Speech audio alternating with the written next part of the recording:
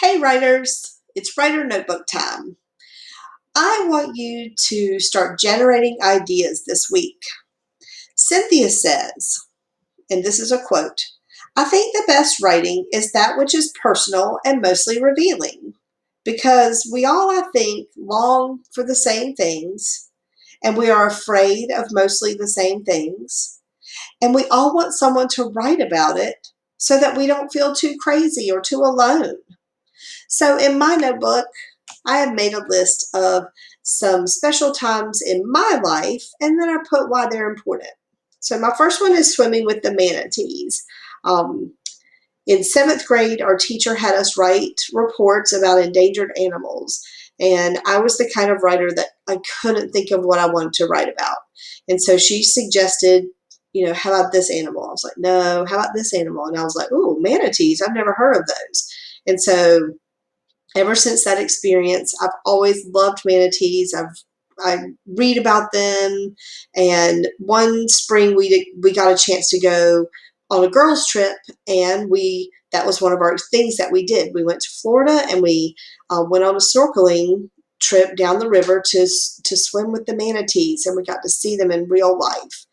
Um, and so that was a very vivid experience that I took something that had happened to me as a teenager or a young teenager, and then I turned it into something that I got to do as an adult. My second thing is just getting married, just because it was such a special day, and I have lots of photos, and I have lots of people I could talk to about, what kind of day that was, and I could talk to my mom and my sister and kind of get ideas about what to write about and what everybody was thinking, and lots of different perspectives, lots of point of view on that day. It was just a really big day, and it was a really happy day. So my next one is my trip to the mountains.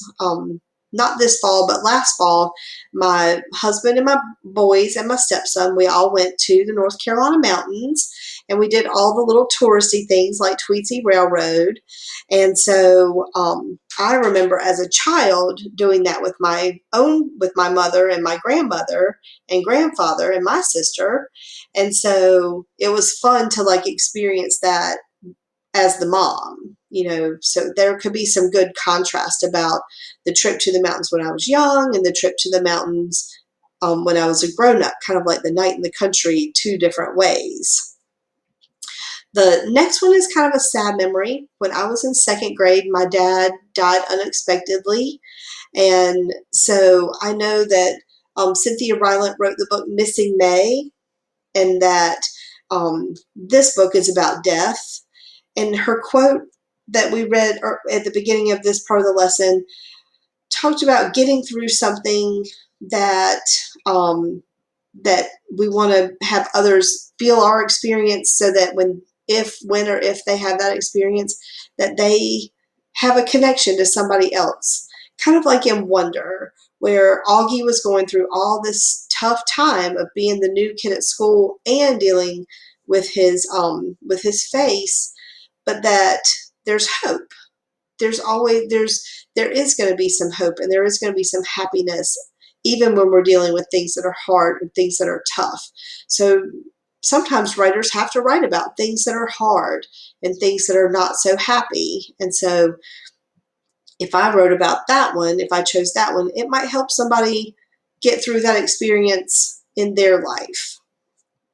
So the next one I chose was building our new house.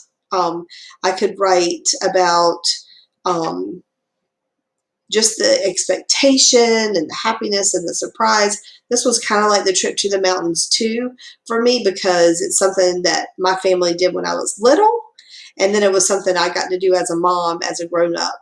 And it was just a really exciting time, like getting married.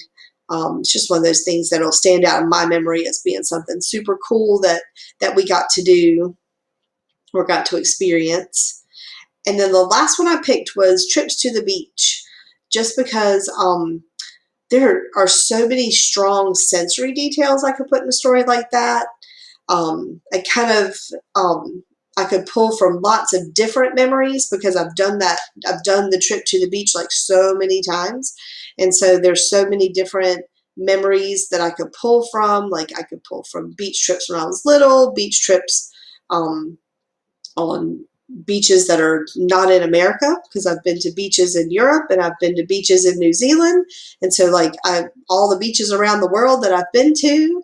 And so I could write about it in lots of different ways, and I could pull lots of experiences into one story about either a family going to the beach or somebody traveling and seeing lots of beaches and what they represent in that person's life.